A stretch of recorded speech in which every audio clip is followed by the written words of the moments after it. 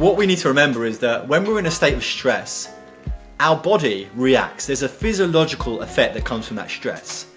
So we can't stop the stresses that life brings, but we can stop the physiological negative effects that come from that stress. A little stress is actually not bad. People think we can't be stressed in life. Actually, no, little stress is quite good.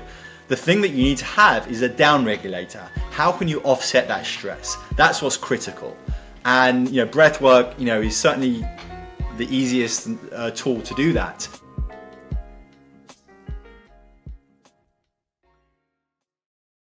I'm gonna make a guess. Most of you right now are not aware that depending on whether your mouth is open or closed during sleep, it affects the quality of sleep. If you breathe through your nose versus your mouth, it changes your facial structure. The way that breathing changes stress, the way that it changes training, racing, everything underneath the sun, we are here to uncover with Adam Ludwin, who is the founder and CEO of FivePointFive, which is a science-backed breathwork app built for athletes and everyday high performers.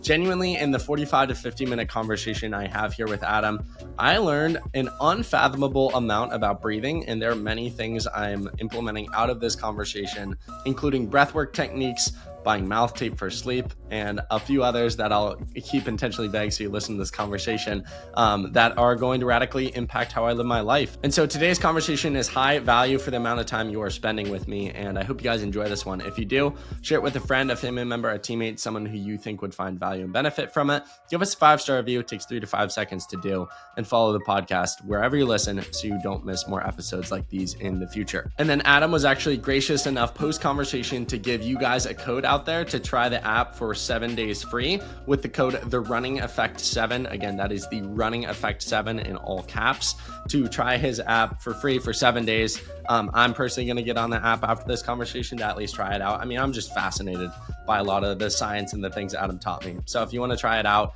try 5.5 out. There is a free code for 7 days of free access. Thank you to Adam for his generosity in giving that code for you all. And without further ado, have your mind blown by the wisdom of Adam Ludwin. Adam Ludwin, welcome to the Running Effect podcast. How are you doing? I would say this afternoon, but it's evening in London. How are you, man? It is. Getting later on, not too bad, but yeah, all good, thank you. Yeah, we have some sunshine for a change over here, so I'm just appreciating that right now. I think we should just dive right in if you're down for it. I'm a massive fan of podcasts, as a big consumer myself of many podcasts when they, reduce the formalities and they just dive right in. So whether of asking you the weather, I'll just ask you straight up, straight in. What do you do? You're on the street, someone asks you what you do. How do you reply, and why is that what you do? Yeah, so I guess what I do now, there's two concepts to this really. So I guess if you look over the period of the last 15 years, I've built, scaled and exited technology businesses. But a few years ago, I went on kind of a new path, which was building specifically a breathwork app, which essentially allowed athletes to use a breathwork tool that will help them increase their endurance, their performance, speed up their recovery, help them sleep, help them focus. So over the last 3 years, that's what I've been doing. Now, breathwork is a very kind of wide term nowadays, but ultimately what we specialize in specifically is functional breath work. So this is 60 to 90-second hacks essentially, and there are hundreds if not thousands of different ways of breathing.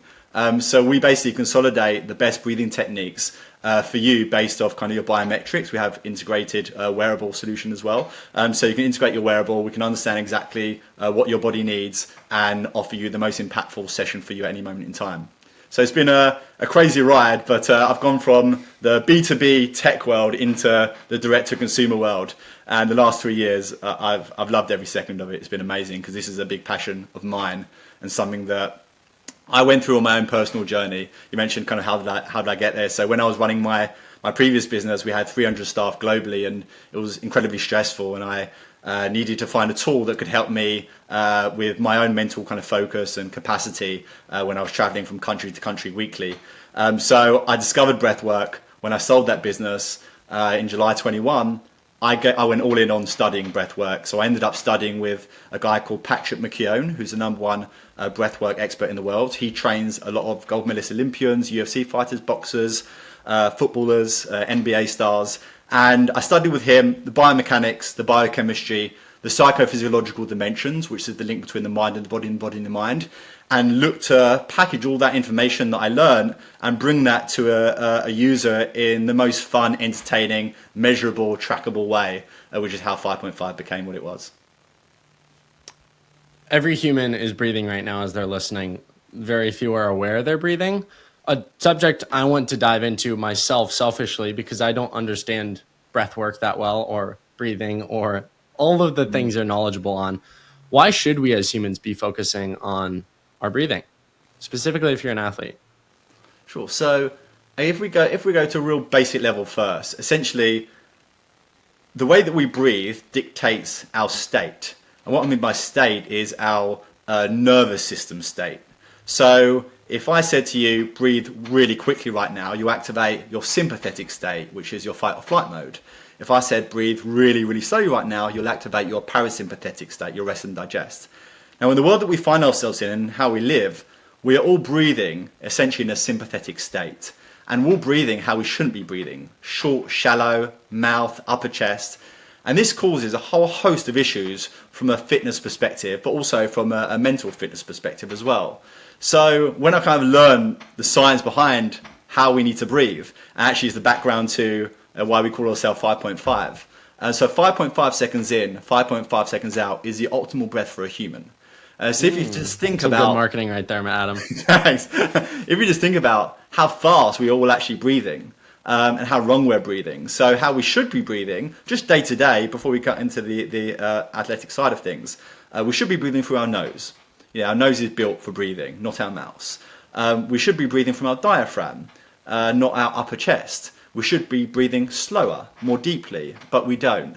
Because the stresses of the world really kind of push us into breathing in a stressed state. But if you looked at a newborn baby and you just focus on how they're breathing, you'll see that their tummy rises and falls as they breathe. And that's actually how we should be breathing. They're kind of utilizing their diaphragm. And they don't have all the nuances and the hassles of, what the world brings. So over the years, obviously we change our breath patterns. But for even for my children, I really kind of focus on making sure they're breathing and continue to breathe in the right way from a young age, because it has so many different benefits, again, from a mental, physical perspective. So yeah, that's kind of just, I guess, on the day-to-day, just how we should be breathing. Now, when you go into the world of athletics, that changes quite a bit, because you want to be focused on stamina, endurance, recovery. So when I kind of studied with Patrick, and it was something I didn't really anticipate getting into, because for me, breathwork was really about kind of mental and physical states, but I didn't really understand until I really went into it, the physical benefits from an athletic perspective. But essentially, if you think about an Olympian, when they train for a big tournament, what do? Right? They often go to the likes of Kenya. They try and train at high altitude. Why? Because there's less oxygen in the air. So what that essentially means is that they're building up their carbon dioxide tolerance, which means that they're producing more red blood cells to efficiently transport oxygen around their body better. So when they come down to like a low altitude level, they're much more efficient. They can run harder, faster, longer, because their body is used to producing a more efficient way of working. So that's just kind of like the start of it, when you kind of get into kind of that world and how people are training.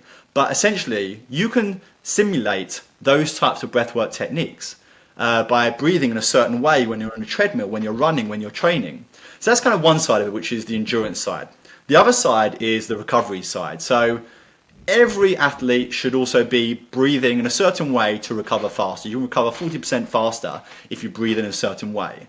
And what that effect that has is, when you breathe in your parasympathetic state, your rest and digest state, you are feeding oxygen to your muscles and tissues more effectively, which essentially allows you to recover much faster than you would do otherwise. And then you go into the sleep side of things, which is, we obviously need a core part of restorative sleep that allows us to function better, perform better. So then you go into the world of sleep for recovery as well. So there's all these different areas of breathing and breathing techniques in order to ensure that you're performing at your best and recovering at speed. And then you go into the mental side of things, which is the psychophysiological dimensions, the link between the mind and the body, and the body and your mind. Because as we all know, if you're not in the right mental state, you won't perform as well. So a lot of athletes, as well as breathing a certain way for endurance and recovery, they breathe to really sharpen their focus. If you kind of look at, any athlete, LeBron, Rory McIlroy, Cristiano Ronaldo, all these people, they're breathing in certain ways and do certain breathing techniques that they train with, that they then bring into their game to ensure that they're always kind of working at the optimal. And can really be not affected by any pressures that they find themselves under during a game as well. So there's this kind of balance of, people that they're not really aware, because they think I need to do certain breathing for a mental state, I need to do certain breathing for a physical state, but they are so deeply intertwined. And in order to get the most benefits out of it, you have to ensure that you're doing your breath work across the board. So we have 3 sections in the app, which is 5.5, mind, body and sleep. So the mind is very much focused on focus and de-stressing. The body is focused on physical performance, endurance, recovery, health and immunity. And the sleep is really focused on deep restorative sleep, which essentially is techniques that the army would use in a war zone, to ensure they get like the right amount of sleep and they can fall asleep quickly and efficiently as well. So yeah, we kind of try and ensure that people are doing, kind of a balance of those different areas to ensure they're getting the best performance and seeing the best outcomes. Excellent. Super interesting. I appreciate you walking me through that. I think there's a lot to dive into within each of those sectors. Selfishly, I think I found out that I'm a mouth breather, and I've been told by multiple people that's not optimal. One, is that true? And 2, how do I fix it? And 3, what's the science behind proper breathing around sleep? Yeah, so yes, it is can be harmful. So essentially, if you think of our nose is built in a way that allows us to take a certain amount of air in and a certain amount of air out. It also is a filter. It humidifies the air, it cleans the air, so that's coming into our system. So what we often find is that if you breathe through the nose, you're activating more of your parasympathetic state, which sends you into a deeper sleep. So me, for example, I do mouth tape every night. I'm sure that a lot of the listeners do that. And you can see from the stats, it does make a difference. And that is because you're activating your rest and digest state, your parasympathetic state of your nervous system when you are doing that. Obviously, in order to get the best effect from it, you want to start slowing down your heart rate beforehand, before you get to sleep, so that you can carry that on into your sleep, mouth tape, and then get a deeper sleep off the back of it. So yeah, in general, there are a lot of negative things that could happen from mouth breathing. But I was one of the first books I ever read about breathwork was a book called Breathe by James Nestor, which I highly recommend. And he basically blocked his nose for, I can't remember the period of time it was, but after I think it was 24, 48 hours, he started to develop signs of sleep apnea and all these different kind of areas that were affecting his physical and mental state. And he was tracking it all. And it was, the first time that I really kind of woke up to the fact that the nose versus mouth breathing is such a huge dynamic in how we feel, how we perform, how we sleep. So absolutely, I'm a big believer in nose breathing.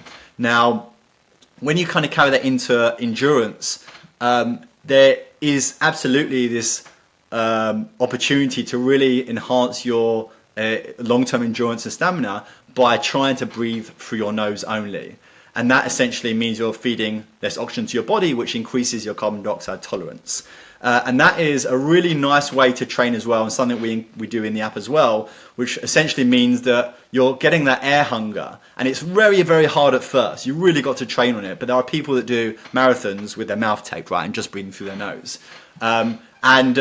Hugely encourage that people just try that. Now, that doesn't mean that if you need to gasp for air, get it in. Just take it in your mouth if you have to, right? Because you do need to get to a certain level in order to really ensure you can get to where you were before you started nose breathing. You need to build up stage by stage. So push yourself, as much as possible. But if you're feeling like you really need that gasp of air, then absolutely you can kind of bring that in through the mouth if need to. So I think it also depends kind of what zone you're working in. Like zone 2, you comfortably can do like nose breathing. Zone 5, you're going to obviously get to a stage where you're going to have to just get more air in you very quickly. So it really does depend on kind of how hard you're pushing. But you want to start off low and try and just do nose breathing only and keep on pushing that. And eventually you'll get to a stage where you can get to a higher zone and still breathe in the most efficient way. Putting a pause on kind of the sleep discussion, because I have a follow-up question that I'm curious about in regards to nose breathing as it relates to exercise. Would you say that is a form of training in terms of maybe, I don't know, so I'm just throwing out terms here, increasing like oxygen intake, quality of air, XYZ, but not necessarily what you would do on race day? From my understanding, again, you're the expert here, so tell me if I'm wrong. You can get more airflow if you breathe through your mouth. So if you go and race a 5K, you're probably going to be in zone 5 the whole time. It's unrealistic to just breathe through your nose. Or I do know some athletes who'll start out the race, they breathe through your nose, out through your mouth, and then they go to just the mouth. People have different techniques. What's your take on, how this relates to actual performance? Is this something people should be trying for their track workouts, or should this be reserved for some of those zone 1, zone 2 runs as a way to increase their oxygen uptake and some of the benefits mentioned? Sure. I think it really depends on what level you're at. What's the goal? The goal is to breathe through your nose as much as physically possible, right? Until you can't anymore. It's interesting because actually, you mentioned about more oxygen coming into your body, but it doesn't quite work like that as well, because when we're breathing short, sharp breaths, there's something called like the dead zone, where the first kind of 30% isn't actually even reaching your lungs. That's why it's so important that when you breathe deeply, you're getting and slower, you're getting more oxygen in than when you're just gasping for air very quickly. Is people just think by breathing quickly they're getting more, but it doesn't quite work like that. So that's why if you're kind of slow breathing, deep breathing, you are fueling your body with more oxygen that it needs as well. But absolutely, you're on race day, you're kind of pushing to the extreme, then you're going to go for it, right? But I think the training up until that point is something that you can always ensure that you're going to get a better outcome even on that day, regardless of how you're breathing on that day, because you're training your body to act more efficiently, transport oxygen more effectively, and already you'll be able to kind of push harder. Coming back to the sleep section, so for me, as what I think is a few quick rapid fires I think the audience might benefit from. Does snoring come as a result of breathing through your mouth? Sometimes yes, sometimes no. It depends on the cause of the snoring. There is kind of like an obstruction in the back of the nose, and you can have a mouth. So there are different cases.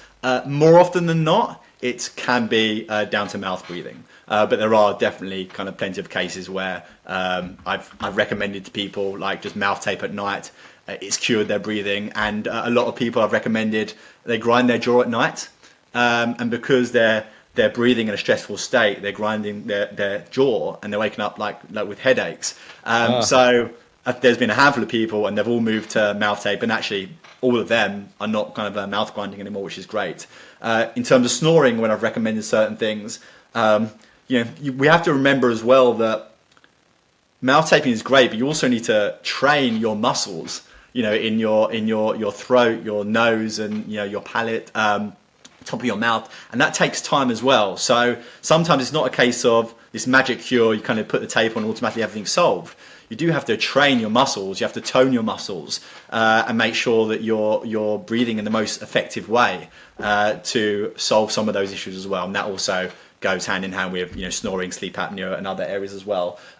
We have like people with sleep apnea in the app, and we've had very good experiences with people coming off CPAP machines and things like that. That being said, it's there've been like mild to moderate cases. We haven't heard of people with severe cases that have kind of come into the app and kind of changed that. But we interview users kind of on a daily basis, so it's great to hear their stories of how they benefited from it as well. So for me, as someone who snores, someone who Let me just pick your brain here. I definitely don't think my quality of sleep is that great. I think I know of people who get 7 hours and they sound, and I know that people are different and it's not just how you breathe. But what you stated is that depending on the quality of your breath while you sleep, it can impact how deep you sleep. And if it's impacting how deep you sleep, the quality of your sleep is affected. And so for me, I feel like I've sometimes gotten plenty good night's rest in terms of hours, but I don't feel that rested. And I do think it could be a result as breathing through my mouth. Another symptom I have is I'll wake up and I'll have super, like my mouth is super dry, which I think is Yeah. another sign that I breathe with my mouth. So for me, Yeah. what's the bulletproof plan to get on track here? Is it buying mouth tape? Do you have to Yeah. buy mouth tape? Is there a way to do it without it? What does that look like? Well, I think you'll be so used to opening your mouth at night time. So mouth tape is the quick fix for that part. And it fixes it. Like you Well, don't. yeah. I mean, like you won't be a mouth breather if you're kind of obviously taping your mouth closed. And yeah, there will definitely have you'll definitely see benefits off the back of it. 100%. The question is how much of a benefit will you see? Now, as I kind of mentioned, when we package that with certain breath work and getting yourself into a better state before you go to sleep, that also can have a huge effect on the quality of the sleep as well. So yeah, kind of really, it does depend on kind of a few things and what symptoms in terms of your specific symptoms. Yeah, if you've waken up with dry mouth, you're definitely mouth breathing.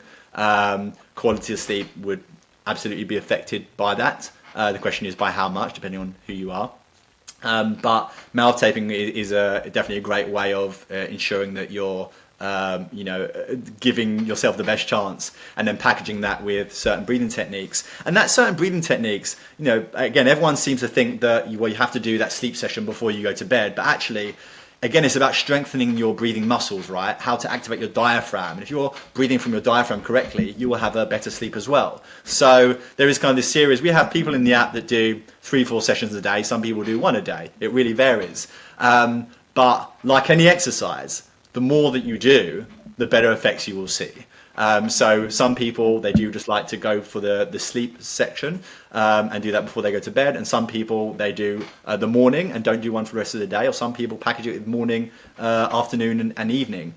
So again, really depends on what you're looking to get out of it, really. Any recommendations for something I'm curious about? Is it uncomfortable the first night you sleep with mouth tape? How long does it take to get adjusted? I could see myself freaking out at 2 a.m. waking up and being like, my No, mouth is taped. it is strangely comforting. Really? It's really weird. Yeah, I was thinking the same. But when I first done it, I don't know the science behind it, but it was actually comforting. It felt good. It's almost like I don't know. You're kind of like, it's like a form of like surrendering, right? Like that you're doing that, and you know that you can open your mouth if you really want to, right? It's not like gaffer tape where you just can't breathe, But just a little. I use just kind of a small tape, but actually Patrick McKeown, who is now lead advisor at 5.5, he has his own tape called Myo tape for people that may be a bit more anxious about taping their mouth closed. They actually generated this tape that goes round your mouth. So it kind of forces your mouth closed, but you can still like talk and do things normally because it's quite subtle the way that it does it. Now, if you do this over a period of time, the goal is that you won't need to mouth tape anymore, right? Because your body just get used to closing its mouth at night time. Now, I don't mouth tape every night anymore because I now do it more naturally. But if I was to go for a period of like weeks without mouth taping, I probably would start to see signs that I'm mouth breathing again because it's probably just falling back to old habits. But in general, yeah, I probably mouth tape half the time. Can you give me some recommendations for mouth tape? Where to start? I know you mentioned that one. Is there any others that you'd recommend for me or my listener? Yeah, I mean, I just get the micro porous tape, which is like just on Amazon. It's a few dollars, and you can have like 4 or 5 rolls or something, which will last you like a year. So yeah, I think I'm quite conscious about like microplastics and things in these tapes as well. So that I use kind of just a medical tape, but I'm sure there'll be some research to kind of suggest which tape is more beneficial. I think also some people, if they've got like facial hair, they may want a certain type of tape as well that is more comforting for them. And there are kind of brands that, you could look at, not that I've tried, so don't feel confident enough recommended them, but brands out there that you could try that may be more specific for people that have facial hair. Another crazy thing I've heard about breathing, correct me if I'm wrong, myth bust here if it's false, that depending on how you breathe, specifically mouth versus nose, it changes the structure of your face, or it can. Is that true? Yes, it's true. Really? Tell me more. So mouth breathers, tend to have longer faces, not as good dental structures, and also, poorer immunity.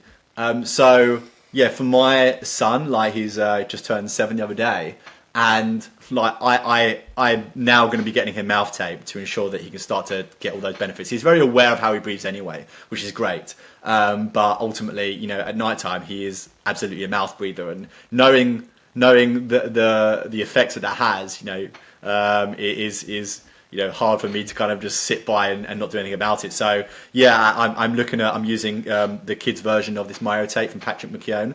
So not kind of fully taping the mouth shut, but doing tape around the mouth. I think that's a really nice way of getting them comfortable. He actually asked me to mouth tape all the time, but I've been slightly hesitant. But I feel like now is at the right stage, and the right tape could kind of work really well. So yeah, in terms of facial structures, dental structures, immunity, stress resilience, yeah, this is all very much linked to how we're breathing from a mouth and nose as well.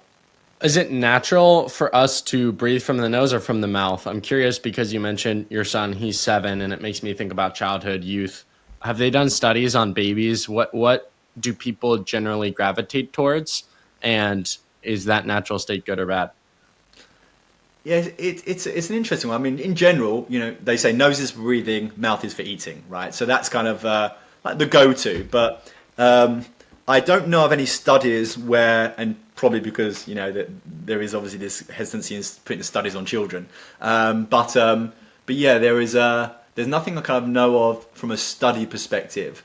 But I think it's just in terms of our evolution, it just makes total sense. And what studies we've done, mouth versus nose, such as the James Nestor study, where he put himself under the study and plugged in his nose and just kind of breathed through the mouth and saw all those kind of negative impacts within the space of 24, 48 hours. So there's study after study about nose breathing versus mouth breathing. The science is super, super clear on that. But yeah, I haven't seen it from a child perspective or a baby's perspective before. But one thing to do, like for children, is when you do see them kind of with their mouth open, like I just very gently just close their mouth and get them into the habit of just, even if they're just sitting there like watching a film or something, then close the mouth and ensure that they are breathing through the nose, and it just helps with that awareness. And if they're aware enough, that's an amazing tool that I can give them to just have a healthier life. When you're stressed, you breathe faster. I'm just speaking from personal experience. You're a little more tight. You're more anxious, all of that. And I think that can affect if you go to sleep. You notice that you kind of lay in bed, you don't sleep as well. And so when I've thought about breath work, again, I've loved this conversation. I've loved looking into your company and your work and the things you guys do. And I can't wait to start to use the platform, because I know it's going to be remarkably beneficial because the science is there, as you're telling me about today. The only things I've heard about breath work or that I've incorporated are actually before bed to calm myself down. Because even if you've had a kind of normal day, you're still rushing from one thing to the next, or maybe watching TV or you read a book and your mind's spinning. What's the effect of breath work before bed? And does your app have any good resources that you'd recommend to people out there to do before bed, or things you found beneficial to really calm yourself down? Because I think out of any point in your day, unless you have like a performance or a big meeting, it's probably that, and then before bed that make the most sense. Correct me if I'm wrong. Yeah, well, it depends if you're training as well, right? So if you're training for a marathon, then you'll do a different type of plan. But in general, like the sleep side of things, we really want to ramp up that parasympathetic. So you're really going that slow breathing, obviously nose breathing. So often like some holds in there as well, just to kind of really slow that heart rate. So in the app, we integrate with wearables, so you can actually track your heart rate live. in a class. So you're really trying to kind of get that heart rate as low as possible, so that you're putting your body in the most restful state. And obviously, the lower the heart rate, the more sleepy you're going to get. And yeah, in the app, there's a whole host of classes that you can do that kind of really vary based off difficulty. So you probably start off beginner, then beginner plus, intermediate, and then advanced. And we have 3-minute classes, we have 10-minute classes. They also kind of really range as well. But in general, some people like to do that sleep session or that transitional type of breath work to just get them into a restful state so they can just relax and then go to sleep. And some people, they do these sleep classes to actually get them to sleep. So it really does depend on what they're looking to do. But ultimately, if you're doing a class within 30 to 60 minutes before you go to sleep, that is kind of more than efficient to send those signals to your body to put it into a restful state and get to sleep faster and get enhanced quality sleep as well. When I think about some of the things we've discussed today, I think about an app, Headspace, which I think has kind of taken the world by storm, but I know what you do is vastly different. So can you draw the comparison, not to hate on Headspace if the executives are listening, what's the difference between breathwork and something like meditation or mindfulness? Because I think the two can get conflated as the same, and I'd love to hear your perspective on it. Sure. Yes. So it's interesting because breathwork has often been bucketed into mindfulness, but it's not. And truth is, you can't meditate correctly if you don't breathe correctly to get there. If I said to you, breathe really quickly, you wouldn't be in a state of meditation, right? But if I said breathe really slow that breath right down, be mindful of your breath, you'll get into a state of meditation. Now, breath work, these are scientifically proven hacks, right? 60 to 90 seconds that hack your mind or your body. So we're guaranteeing those effects. Now, for someone like myself, when I was seeking a tool to calm myself down, I tried meditation. I struggled because, it was really hard to find an extra 10, 20 minutes in a day.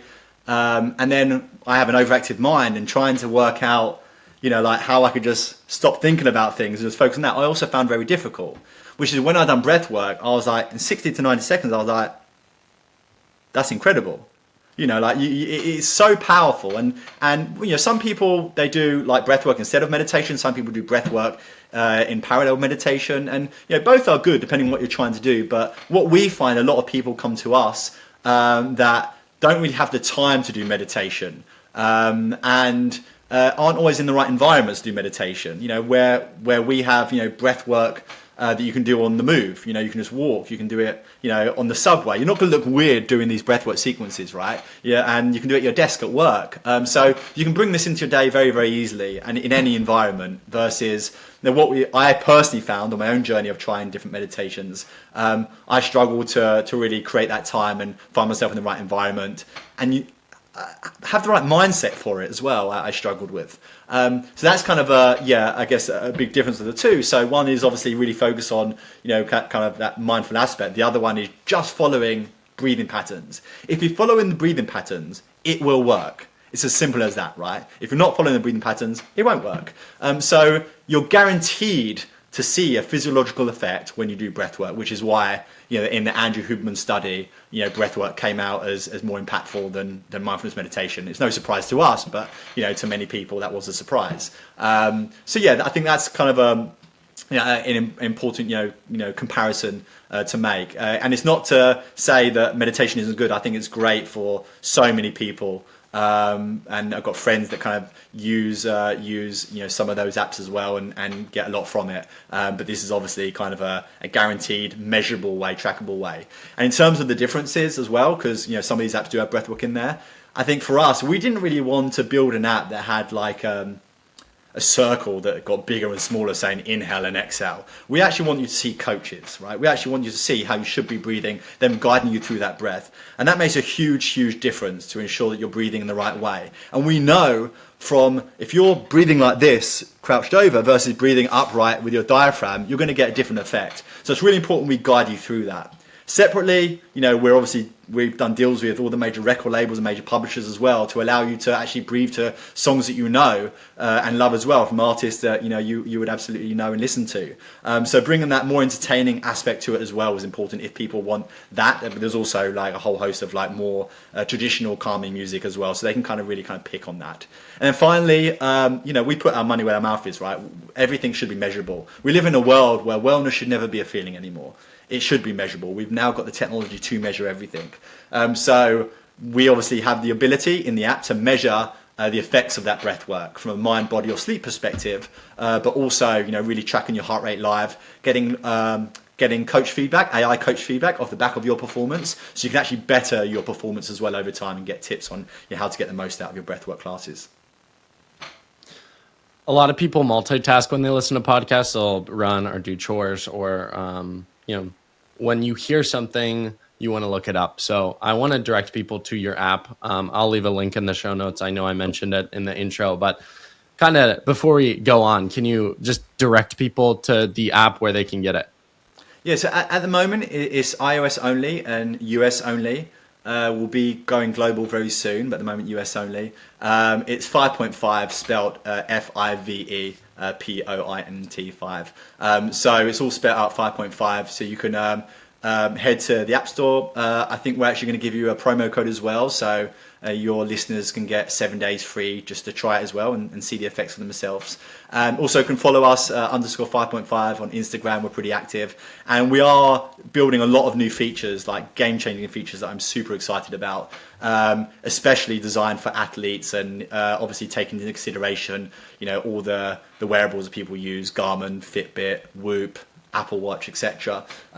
So we're building some really cool features that allow people to even get kind of deeper measurement from their routine and understand how they can better their breathwork classes and pair that to some of the events that they're doing in their own life, such as training for a 5K, training for a marathon, and doing all these things as well.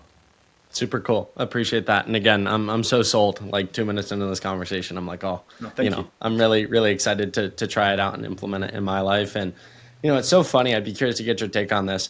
A lot of times people hear what they should be doing and they accept it, but there's a difference between accepting information and acting on information. What do you think is the gap there? Because I struggle with that.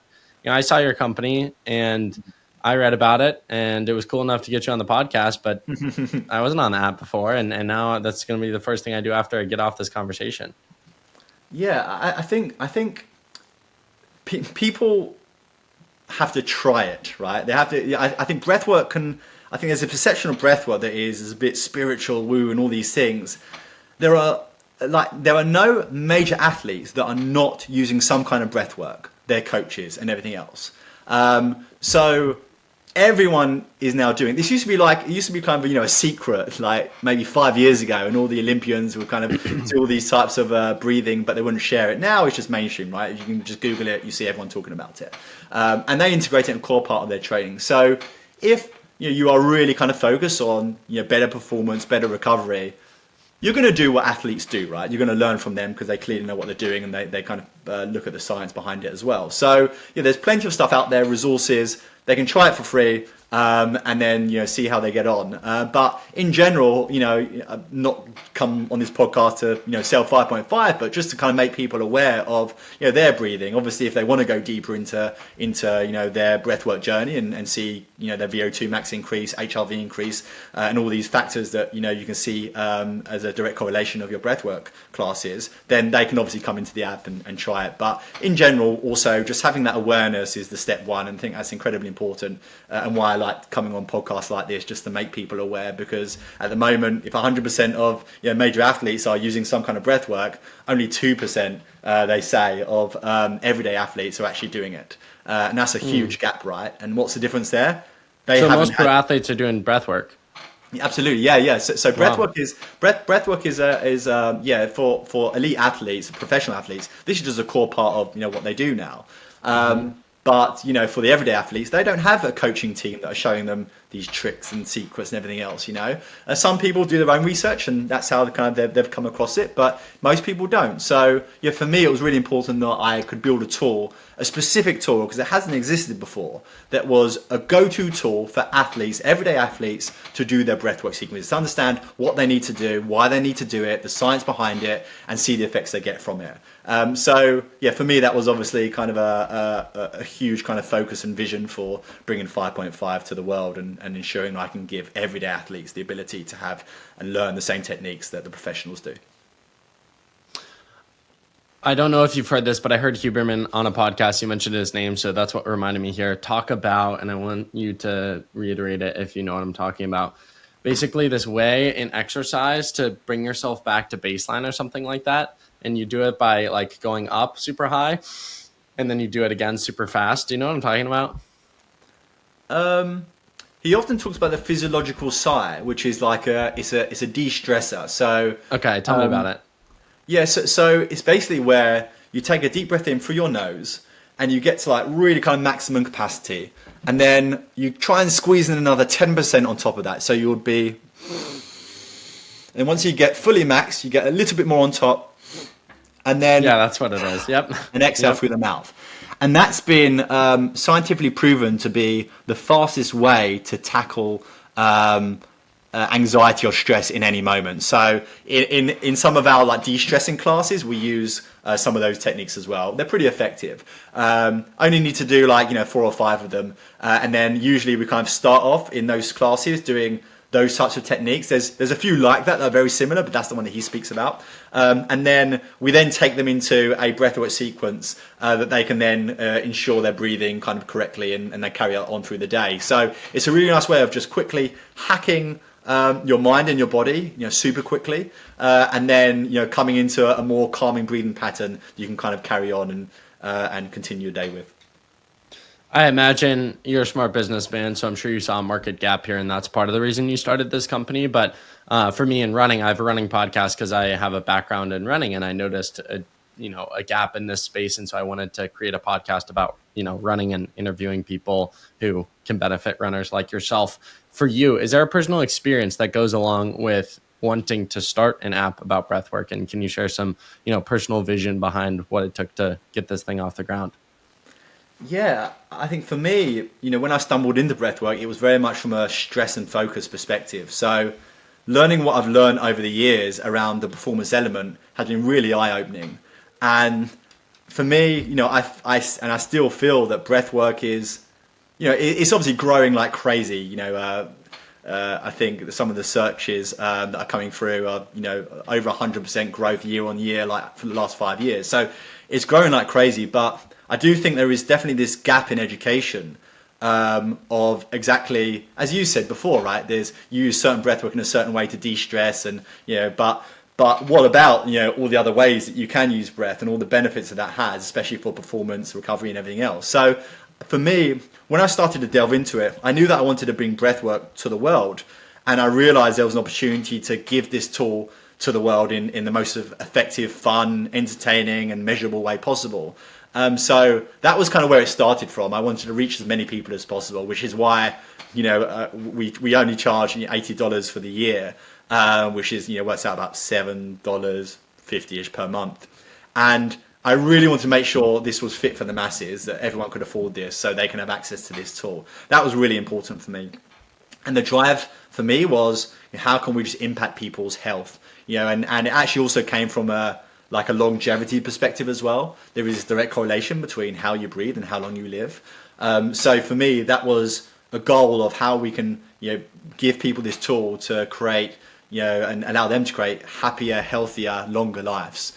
And that's where it all kind of started. And I think for me, I went from a business, and we built and sold a 100 million plus exit, which was amazing. But I wasn't passionate about that business. Breathwork was something I was passionate about. Building and seeing the impact of what I was building was what I was passionate about. So for me, that journey over the last 3 years, it's been really hard. It's been a really hard journey. We only launched 7-8 months ago, and really growing like crazy. We've just in the last month we've quadrupled our audience, our subscribers. So it's really kind of growing incredibly fast, which is amazing. But it took a long time to get to this stage. It took about 2 years of building before we can even get here. What we're doing has never been done before. So when you're trying to innovate and look at like building measurements to breath work and building the most impactful sessions and all these kind of aspects that we've done, it takes time, and working with world leaders, such as Patrick McKeown, Marco Altini, who's a world leader in HRV, Richard Gowitz at the University of California. Dr. Jay Wiles trains many of the world's top athletes. These are the best at what they do, but it's taken us, a long time to really ingest their knowledge and create this tool that, we can give to the masses. And that's been tough, but now we're obviously seeing the benefits of that as we kind of grow and see all the impact that it's having in people's life, which is hugely, hugely rewarding for me. What's the goal with it? Where do you want to see it go in 5 years? I think for me, like, how can we reach 100 million plus people is a key goal for 5 years for us. For us it's about global, but it's also about how can we make this accessible. We mentioned about the benefits of breathing at a young age and the effect that has. My goal is to start getting this into schools. How can we ensure that this is part of the curriculum? Everyone should be doing this, but they're not. I say that, New York state made it mandatory to bring in breathwork into all state schools very recently, and that was kind of a really great move because when you are speaking to I have also a 4-year-old kid, and when I was speaking to him and is upset about something, if I told him just stop, meditate, I'm not really going to get very far. But if I said to him, stop, breathe in, big breath in, slow breath out, I am actually changing the kind of emotional state from a neurological perspective that allows him to then communicate and talk to me and calm down in that moment.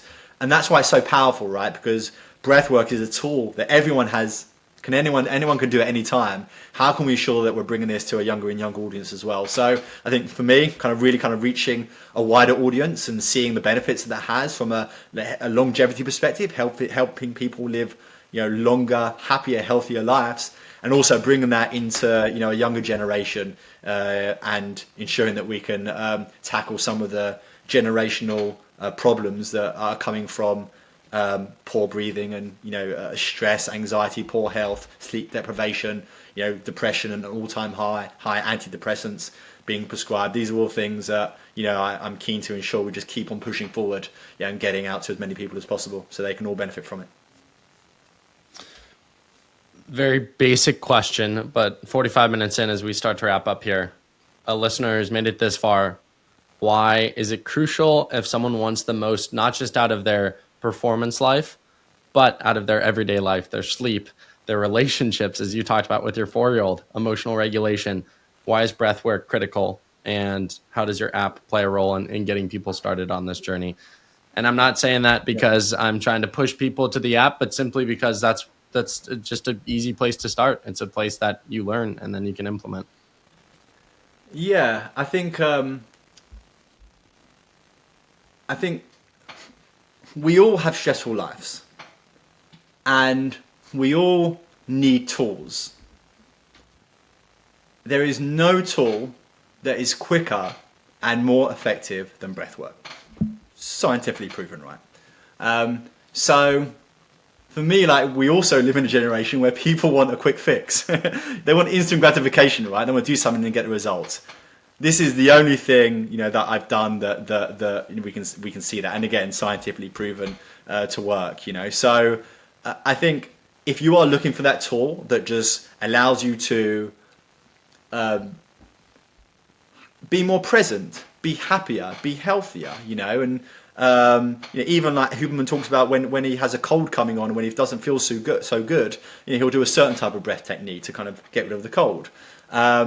If we are kind of stressed in that moment, there's certain techniques that we do just to stop that effect. Now, what we need to remember is that when we're in a state of stress, our body reacts. There's a physiological effect that comes from that stress. So we can't stop the stresses that life brings. But we can stop the physiological negative effects that come from that stress. A little stress is actually not bad. People think we can't be stressed in life. Actually, no, little stress is quite good. The thing that you need to have is a down regulator. How can you offset that stress? That's what's critical. And breath work, is certainly the easiest tool to do that. But some people will find listening to music does it. And what's interesting is Andrew Huberman also talks about this, where they've done a study where they listen to different types of music. And the music that was playing, if it was fast music, they'll have a certain effect. Slow music would have a certain effect. And they thought it was a neurological effect that came from listening to music. But actually what was happening was, when you listen to fast music, you breathe faster. So you're activating your sympathetic state. When you listen to slow music, you breathe slower. You activate your parasympathetic state. So that was also kind of this view of actually breathwork is this gateway to all wellness, right? If you're going to meditate, do breathwork first to get there. If you want to, get the effects from kind of music, just do breath work and hack it. So I think there is just this very obvious benefit that comes from people even just trying some of the techniques we talk about today themselves, and they'll see the effects. But it all starts with awareness, right? And what I'm hoping to do from this podcast is just make people aware. Just be conscious. Are you breathing short, sharp? Are you breathing through your mouth versus your nose? Are you breathing low from your diaphragm or your upper chest? Just be aware of it. And in that moment, do something, whether it's, 5.5 breath work or something else, to change that pattern. Let's break that pattern, because that pattern is causing negative effect, which leads to a lot of chronic illnesses off the back of it as well. So that awareness is your step one. Adam, the floor is yours. Final word to the listener. Wrap up this conversation. Anything you want to say? Yeah, I love speaking to customers as well, and I love feedback. So people that come in to the app, please do share your feedback. We love to hear it. We're only months into this journey, and a lot of our roadmap is dictated by what our audience asks for. So we have messages that come through throughout the day that is oh, it'd be great if you had this, great if you had that, and then we weigh up how many people are saying what, and often we kind of interview our users as well to really understand what will benefit them the most. So we love kind of feedback if you come into the app, and we hope that kind of you obviously enjoy the experience. And if the app isn't for you, just start to kind of research. A book that I would highly recommend is Breathe by James Nestor. It's a great beginner's book to really understand some of the stuff we talked about today. If you want to go deeper, I would suggest The Oxygen Advantage, which is by Patrick, our advisor, Patrick McKeown.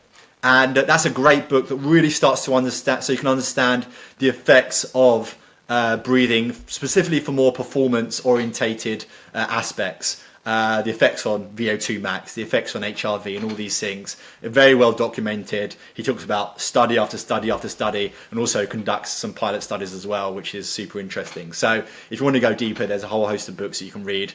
Patrick he's written, I think, 13 books now just on breathing. So you can really kind of go in and learn a lot on that. And there's some, great podcasts and other learning resources that you can look into as well. So yeah, I strongly encourage, however you do it, just try to kind of be aware of how you're breathing, and obviously off the back of this conversation, if that means trying the app, then we would welcome that, absolutely. Adam, final question for you. The question I ask every guest on every single podcast from your own country. If you had Gordon Ramsay coming over to your house for dinner, what would you choose to make for him? Oh, well, firstly, I'm vegetarian, so okay. It would have to be something vegetarian. I